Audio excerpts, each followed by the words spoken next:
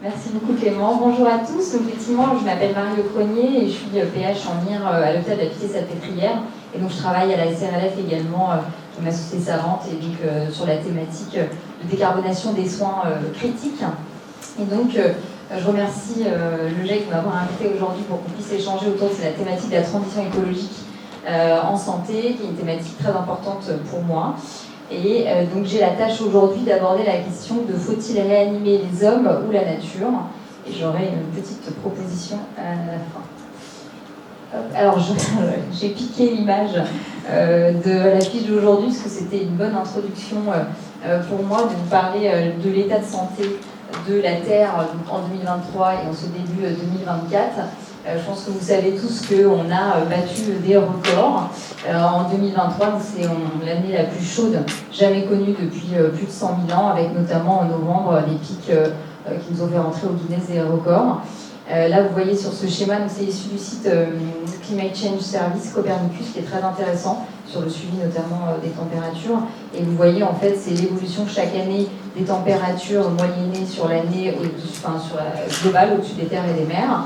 Et vous voyez qu'en fait, chaque année, on monte un peu plus par rapport à l'ère pré-industrielle. Et donc 2023 est au-dessus de tout.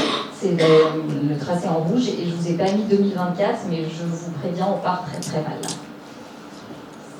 Donc ça, c'est un autre schéma issu du même site pour représenter les choses d'une façon différente, mais c'est le même message. Vous voyez au niveau tout début de l'ère industrielle, c'était à peu près stable les températures et qu'on ne fait que monter petit à petit. Et là, on est globalement en moyenne à quasiment plus 1,2 degrés par rapport à l'ère pré-industrielle. Et là, début 2024, on a même battu les plus 2 degrés. Alors, quand on parle de plus de 1-2 degrés, c'est bien sûr pas température ambiante, comme on peut ressentir de passer de 20 à 22 degrés, mais il faut imaginer que c'est la température comme une température centrale. Quand on passe de 38 à 39,5, on ressent quand même une petite différence, on est moins bien, et c'est pareil pour notre planète. Et donc pourquoi ce réchauffement ? Le réchauffement climatique est effectivement issu de l'utilisation massive des énergies fossiles en lien avec notre économie, notre croissance, notre développement industriel, et donc il est exponentiel. Ces énergies fossiles, en les utilisant, on émet des gaz à effet de serre, et donc on va parler tout au long de ce topo surtout du dioxyde de carbone qui est le principal gaz à effet de serre, il représente plus de 80%, même si c'est celui qui n'a pas forcément le pouvoir le plus chauffant, les autres étant le protoxyde d'azote et le méthane. Et donc vous voyez, je vous ai montré la courbe de la température, on a la courbe d'utilisation, d'émission de gaz de CO2. Et vous voyez que c'est en constante augmentation depuis l'ère pré-industrielle. Et vous pouvez remarquer les petits infléchissements de la courbe. C'est en fait les seuls moments où il y a une petite diminution de l'émission de carbone qui représentent les moments de grande crise, comme la crise 2008 ou encore la petite crise dont nous venons de sortir, qui avait permis une diminution de 5%.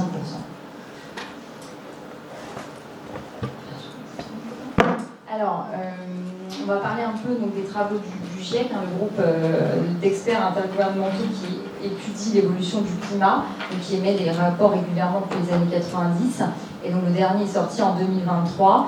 Et donc le GIEC a, il y a maintenant de nombreuses années, confirmé que l'évolution des températures, le réchauffement était lié à l'activité humaine, et elle fait également des projections sur qu'est-ce qui va se passer si on continue sur notre lancée avec différentes situations. Notamment, là, je vous ai mis par rapport à plusieurs augmentations de température, qu'on soit à plus 1,5, 2 jusqu'à 4. Et là, je vous ai mis juste les variations de température et les variations de pluviométrie. Et en fait, on voit que ça change beaucoup plus, on va vers un réchauffement important. Et ça montre qu'il y a certaines zones du globe qui deviendront invivables, notamment tout ce qui est la ceinture équatoriale.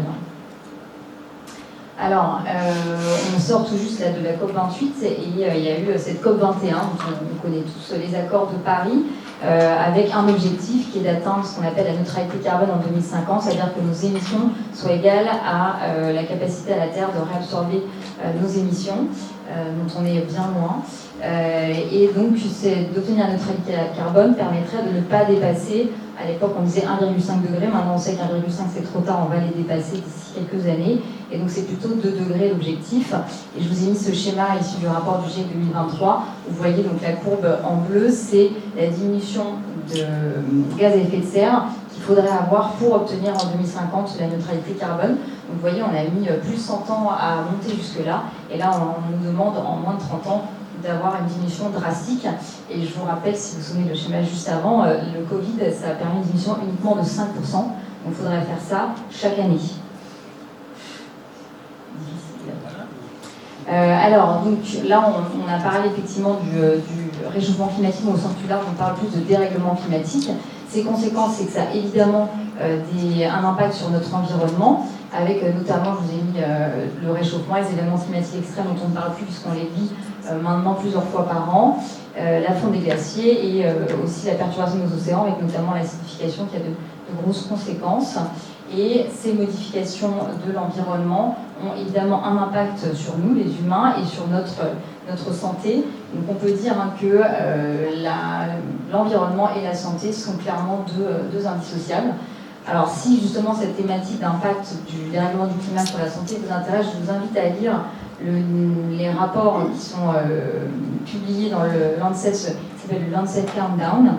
Donc le dernier est tout récent, il date de fin octobre, début novembre 2023. Et donc ça étudie effectivement l'impact du dérèglement sur notre santé, avec là un constat qui est vraiment très très très alarmant, avec des millions de victimes en lien avec ce changement climatique et qui touche toutes les spécialités, que ce soit les maladies respiratoires, la malnutrition, les maladies infectieuses, on va en reparler, mais également la santé mentale. Alors, pour parler d'exemples un peu plus concrets, je vous parle de l'élévation de la température. Elle est clairement corrélée à la mortalité, avec, en gros, en France, on a à peu près 8% de la mortalité qui est liée à la température. À votre avis, est-ce qu'on meurt plus de froid ou de chaud en ce moment? De froid. En gros, il y a 7% qui sont liés aux températures extrêmement froides et 1% qui est lié à des températures extrêmement chaudes. Mais ça ne va pas durer, puisque quand on regarde les projections, donc là je vous ai mis les cas le pire, si on continue vraiment et qu'on ne change rien à notre mode de vie, et on voit qu'on va mourir de plus en plus de températures extrêmement chaudes. Donc la tendance ira vers l'inversion. Le deuxième exemple, également très concret, c'est l'aggravation des maladies infectieuses, notamment vectorielles. Donc là, dans ce papier 2022 de Mora, dans Nature Climate Change, montre que en fait, les modifications du climat vont être à l'origine d'aggravation de 80% des maladies infectieuses. Et pour montrer quelque chose de très concret, en France, quand on regarde le nombre de cas de dengue, vous voyez c'est ce qui est en bleu, on passe de cas un peu anecdotiques jusqu'aux années 2020, et là, 2022, c'était l'explosion. Et un autre virus qui est le West Nile, qui ne se voyait pas du tout, et qui a commencé à apparaître il y a quelques années au niveau de la zone du Var et des Alpes-Maritimes avec quelques cas. Et là, en 2023, on a 43 cas qui sont recensés. Il y avait une épidémie, notamment au niveau de la Charente-Maritime. Donc on voit aussi que ça remonte. Alors, là, on a vu les conséquences, des exemples de conséquences directes du changement sur notre état de santé, mais il ne faut pas oublier qu'il va y avoir également des conséquences indirectes qui vont nous poser de gros problèmes à nous, soignants, notamment sur le dysfonction du système de santé. Donc là, je vous ai mis deux exemples qui se passent aux États-Unis. À gauche, il y a eu, en 2021, ce qu'on a appelé la goutte froide, qui est un phénomène que je ne pourrais pas vous expliquer, mais globalement, c'est la chute drastique des températures. Et d'un coup, au Texas, ils se sont retrouvés avec des températures extrêmement froides, qui a complètement paralysé le personnel soignant. Ils ne pouvaient plus rejoindre l'hôpital, ils ne pouvaient plus utiliser leur voiture. À l'hôpital, l'eau avait complètement gelé, donc il n'y avait plus d'eau courante. Donc il y avait aussi le problème au niveau de l'électricité. Donc un hôpital entier qui s'est retrouvé dysfonctionnant. Et à droite, vous avez, alors c'est une vidéo, mais là j'ai juste mis la photo, où c'est à Boston où il y a eu des précipitations énormes en très peu de temps. Et donc il y a eu une inondation du service des urgences. En quelques minutes, toutes les urgences étaient complètement inondées. Heureusement, ça a été au courant, les urgences avaient été vidées, pas de morts recensées, mais voilà, des choses qui vont probablement devenir de plus en plus fréquents et qui vont poser clairement des problèmes. Alors, les inégalités dans le monde, ça on est au courant, sur plein de secteurs, c'est quelque chose de très réel. Et les dérèglements climatiques et à l'origine de l'amplification de ces inégalités, puisque vous savez bien que les pays les plus émetteurs, ce ne sont pas forcément les pays qui souffrent le plus. Et donc cette carte du monde représente bien globalement tous les pays qui vont vers le rouge, voire le rouge foncé, sont des pays qui sont énormément émetteurs, mais qui en revanche ne souffrent peu du dérèglement parce qu'ils arrivent à s'adapter. Et tout ce qui va vers le vert foncé, c'est les pays qui émettent peu, mais par contre qui en souffrent le plus. Donc vous voyez où on se situe. Alors, là, on a parlé donc, de l'état de santé de notre planète, de la relation modification dérèglement du climat et notre état de santé, mais comme a dit Clément tout à l'heure, eh ben, notre système de santé, il est lui aussi émetteur, évidemment, comme tout secteur d'activité. Donc je ne vous présente pas le Shift Project puisque Clément l'a fait, mais effectivement, le Shift, c'est la première association, le premier en fait, qui a fourni un bilan carbone du secteur de santé, ce qui est hyper important puisque en fait c'est bien d'avoir une image, d'avoir un constat pour pouvoir travailler ensuite sur comment on va mener des actions pour décarboner. C'est vraiment quelque chose qui est indispensable de faire son bilan carbone. Donc ça a été fait pour la santé avec la révision du rapport là, qui est sorti en 2023. Donc effectivement l'empreinte du secteur de la santé il est à 8%. Pour vous donner une image, l'agriculture c'est autour de 17-18%. Et donc la principale source, c'est des émissions indirectes. Alors je vais mettre le même schéma qu'a montré Clément tout à l'heure. Effectivement, on voit à peu près qu'est-ce qui émet le plus dans le secteur de la santé. Et effectivement, là, ce qui est le plus important et qui représente la moitié, ça va être le soin. Donc c'est tout ce qui est médicaments et dispositifs médicaux. Et donc finalement, on voit que c'est là qu'il va falloir probablement concentrer nos actions les plus fortes pour avoir, si on a un objectif de décarbonation de notre système de soins.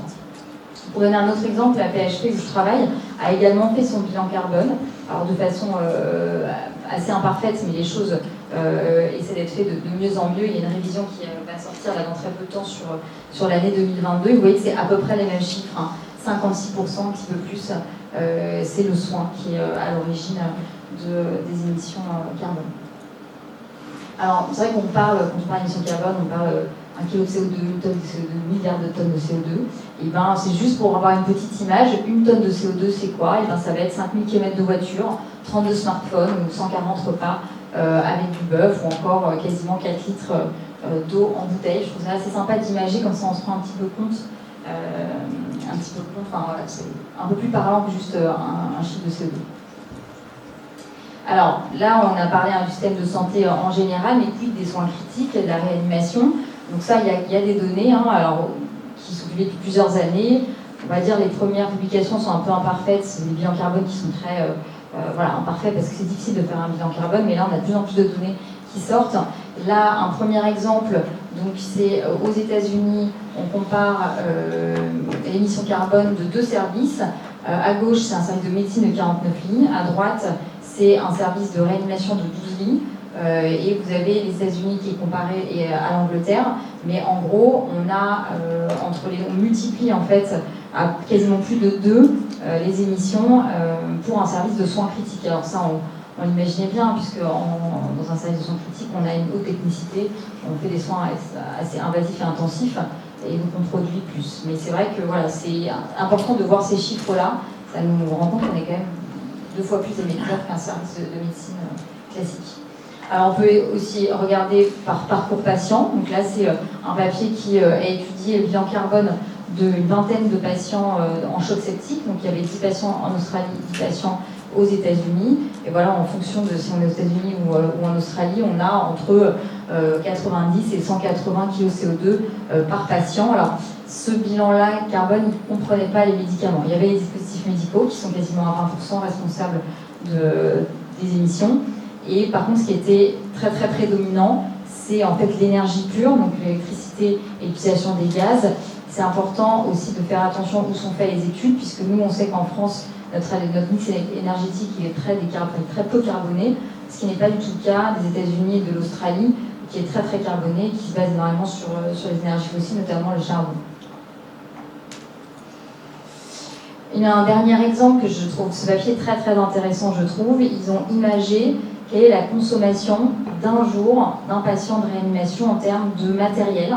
Et donc on voit que le grand gagnant sont les gants non stériles, suivis des compresses et des fluides médicaux. Et donc pareil, ce genre d'études c'est hyper important puisque on voit quels sont les dispositifs à cibler sur lesquels travailler pour réduire leur utilisation, pour avoir un impact plus important. Je vous invite à lire ce papier qui est vraiment très, très intéressant. Donc finalement, on a discuté de l'impact sur la santé et de la responsabilité de notre secteur de santé dans le bilan carbone. Donc que faire, hein. Donc il y a deux possibilités. La première, c'est de s'adapter. Donc c'est un peu l'apanage des pays riches, hein, vous avez trouvé des solutions pour s'adapter au changement. Donc ça, c'est quelque chose, c'est possible, mais ça a bien sûr des limites. Et par contre, ce qui est beaucoup plus intéressant, c'est de travailler en amont et de se dire, travailler plutôt sur la décarbonation pour limiter le réchauffement et donc limiter et ralentir le dérèglement climatique. Donc là, c'est pareil, hein, il y a deux chemins possibles, mais il y a forcément un chemin à prendre. Et donc dans ces deux chemins, il y a le premier, et c'est peut-être pour ça qu'on est là aujourd'hui, c'est-à-dire de réfléchir ensemble au vu du constat de qu'est-ce qu'on peut faire, d'agir ensemble, de planifier nos actions, de faire de la recherche, en tout cas d'avoir une action organisée pour essayer de ralentir et de changer les choses, ou alors, si on veut, on peut toujours attendre, mais un jour ça viendra, et là on se prendra les choses de plein fouet, et on en sera les victimes, et on subira, et ce sera vraiment pas agréable à vivre. Alors, pour avoir une note quand même positive, est-ce que finalement cette situation un peu catastrophique du dérèglement climatique, ça ne peut pas être une opportunité? Est-ce qu'on ne peut pas avoir ça pour quelque chose de positif? Est-ce que finalement on est face à un grand défi? Comment repenser la santé? Comment repenser les soins critiques? En fait, on voit que si on met en place des mesures de décarbonation, finalement, on va avoir un impact positif sur notre environnement. On va améliorer la qualité de l'air, diminuer les pathologies respiratoires chroniques, on va lutter contre la sédentarité. Et donc tout ça va faire qu'on va améliorer l'état de santé de la population générale. Et donc forcément, il y aura une diminution de recours au système de soins et donc une diminution de l'impact du système de soins dans le bilan carbone. Où finalement, on a un cercle vertueux. Alors, qu'est-ce qu'on peut faire en tant que soignant? On ne part pas de zéro, il y a pas mal d'équipes, de pays qui sont intéressés à ça, et donc il y a plein de guides qui existent et qui peuvent nous aider à entamer nos démarches au moins de réflexion et de mise en place d'action. Donc là, j'en cite 3, il y a le NIH qui est très précurseur et qui a publié son plan de décarbonation pour avoir une neutralité carbone. On a également le CHU de Bordeaux qui est assez précurseur et qui a, je pense vous connaissez le guide des unités durables qui aide beaucoup. En tout cas, la PHP se base beaucoup sur ce guide-là. Et on a également les Néo-Zélandais qui avaient publié un guide spécifique de sobriété en soins intensifs. Ce qui est certain, c'est qu'il ne faut pas perdre de temps et il faut effectivement créer des équipes et des unités durables, au moins de réflexion et d'entamer des pistes d'action. Pour un peu terminer cette intervention, je voulais faire un peu de mathématiques. Personnellement, je suis nulle en mathématiques, mais j'ai découvert cette équation que j'ai trouvée très intéressante pour justement discuter. Ça nous aidera peut-être pour le débat tout à l'heure sur la table ronde. Donc c'est Yoichi Kaya, qui est un économiste japonais, qui en 93 a un peu a créé cette équation en disant les émissions de carbone, c'est égal à la multiplication de certains facteurs. Et donc si on veut diminuer notre émission de carbone, il va falloir diminuer chacun de ces facteurs. Quand on prend la situation générale, donc les émissions de carbone, c'est égal à la multiplication de l'intensité carbone de l'énergie, multiplié par l'intensité énergétique de la production, multiplié par la production par un habitant, multiplié par le nombre d'habitants. Donc voilà, si on veut réduire nos émissions de carbone, il faut réduire chaque facteur. Donc il y en a, on voit tout de suite, c'est un peu compliqué de discuter de diminuer la démographie, diminuer la croissance économique, on va dire que c'est pas trop à l'ordre du jour. Donc s'il y en a certains qui vont être difficiles à réduire, il va falloir d'autant plus réduire les autres. Et donc ce que je vous propose, c'est de faire cette équation sur la santé et principalement sur la réanimation. Donc ce sera une piste pour discuter, en disant que les émissions carbone de la médecine intensive réanimation sont égales à les émissions carbone du soin, le soin en lui-même, le juste soin pour un patient et travailler sur les patients. Donc on pourra discuter tout ça tout à l'heure la table ronde, peut-être pour donner un exemple par facteur. Si on dit émission de carbone des soins, par exemple si on pouvait relocaliser la fabrication des dispositifs, des médicaments en Europe, voire en France, c'est une piste d'action. Il y a également l'innovation frugale qui m'intéresse beaucoup, il faut en discuter. Il y a le soin, donc le soin, typiquement, ça va être de limiter l'usage chimique, de limiter le gaspillage, d'essayer de réduire le volume de nos prescriptions, soit de médicaments, de prises de soins, etc. Le juste soin, c'est de travailler sur quel est le bon soin pour notre patient, de ne pas faire des soins inutiles, de faire des projets de soins, le soin qui sera utile à notre patient. Et après, travailler sur comment on peut réduire les patients, entre guillemets. Et donc ça, c'est tout le travail de la prévention pour diminuer la demande de soins. Et après, il y a peut-être une thématique, mais qui peut voilà, être... c'est une thématique d'éthique, c'est est-ce qu'il ne faut pas réduire le volume de lit de réanimation. Voilà, j'ouvre le champ. En tout cas, il y a plein de choses à discuter pour trouver des solutions pour baisser le bilan carbone des soins critiques.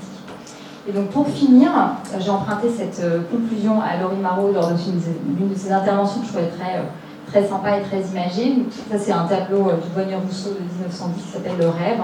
On voit donc l'humain dans le milieu de la nature, une situation très paisible, très agréable. Et donc on sait que finalement la nature elle a vécu très longtemps sans nous et je pense qu'elle s'en portait pas plus mal. Mais par contre ça on n'a jamais vu, hein, l'homme tout seul ça n'existe pas et ça n'existera pas. Donc ce que je vais vous proposer comme conclusion à cette question, est-ce qu'il faut réanimer l'homme ou la nature, c'est probablement en réanimant la nature on va pouvoir réanimer l'homme. Voilà, je vous remercie.